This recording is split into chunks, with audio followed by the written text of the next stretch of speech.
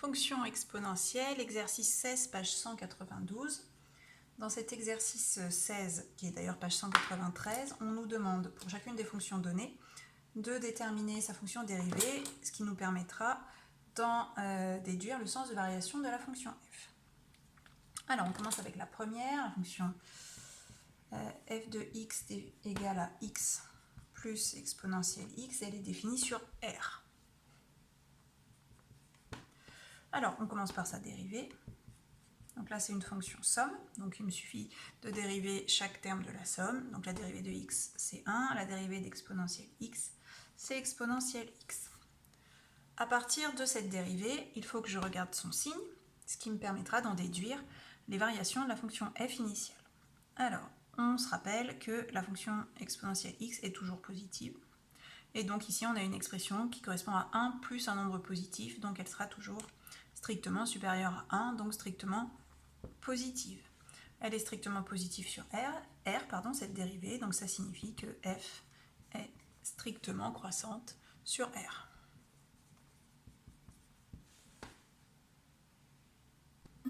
Continuons avec la fonction g de la question 2. Donc g de x égale exponentielle x sur x. Donc il va falloir déjà dériver cette fonction. Donc elle est de la forme u sur v, avec u qui est la fonction exponentielle x, et v qui est la fonction x. Donc on peut directement indiquer ici u'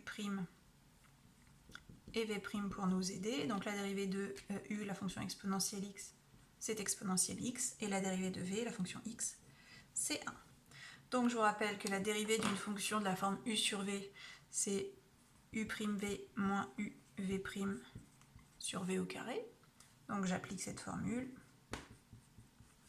Donc u', c'est exponentielle x, fois v, donc fois x, moins u, donc u c'est exponentielle x, fois v', c'est-à-dire 1, sur v au carré, c'est-à-dire x au carré. On arrange l'écriture, ça fait donc exponentielle x fois x, moins exponentielle x, sur x au carré.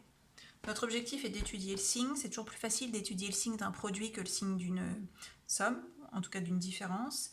Donc du coup ici, je vois que j'ai un facteur commun qui est exponentielle x, facteur du coup là, de x, moins, ici il me reste 1, sur x carré. Donc maintenant on va étudier le signe de cette dérivée. J'ai oublié de préciser qu'elle était définie, cette fonction, sur 0 plus l'infini, ce qui est indiqué dans l'énoncé. Donc, regardons un peu cette fonction dérivée. Donc, c'est un quotient avec au numérateur un produit. Ça, c'est positif, puisque la fonction exponentielle est toujours positive. X carré, c'est un carré, donc c'est aussi toujours positif. Positif ou égal à 0. Sauf qu'ici, c'est pas possible, puisqu'on est défini sur 0 exclu. Il me reste maintenant, du coup, à étudier le signe de ça. Donc, x-1, c'est une fonction affine. Donc je vais étudier le signe sur 0 plus l'infini. Elle s'annule pour x égale 1. Okay, lorsque x vaut 1, ça vaut 0. Du coup, je sais que la dérivée vaut 0 en 1. Elle est du même signe que x moins 1, donc c'est une fonction affine croissante, donc elle est d'abord négative, puis positive. On va en déduire les variations de g, qui est donc décroissante puis croissante. Pour terminer de compléter ce tableau de variation, on peut calculer l'image de 1 par la fonction g.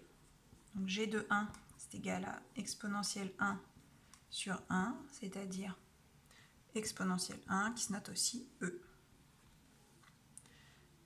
Voilà pour les variations de g. On termine avec la fonction h, définie par h de x égale x exponentielle x, qui est définie sur R, celle-ci. Donc même chose, on va calculer sa dérivée. Donc cette fonction h, elle est de la forme u fois v, avec x qui est u et exponentielle x qui est v. Donc on a la même chose que tout à l'heure, u' c'est 1, v' c'est exponentielle x. Et la dérivée de u fois v, c'est u'v plus uv'. Allons-y. Donc, u' c'est 1 fois v exponentielle x plus u qui est x fois v' qui est exponentielle x. Comme tout à l'heure, on va écrire cette dérivée sous forme d'un produit dont le signe est plus facile à étudier.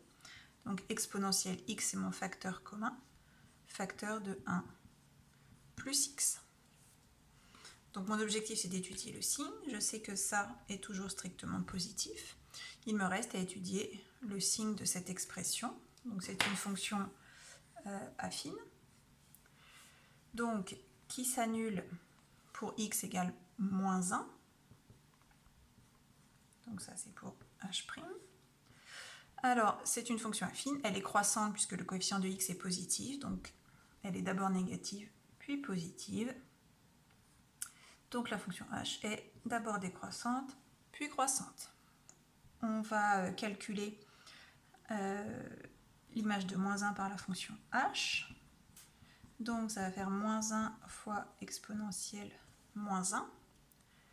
On va arranger un petit peu cette écriture, donc ça va faire moins 1 fois, alors exponentielle moins 1, c'est 1 sur exponentielle 1, c'est-à-dire 1 sur e, et du coup, comme on a un moins 1 devant, ça va faire moins 1 sur e, qu'on pourrait aussi écrire exponentielle moins 1, enfin moins exponentielle moins 1, c'est la même chose. J'aurais pu m'arrêter là, je voulais dire.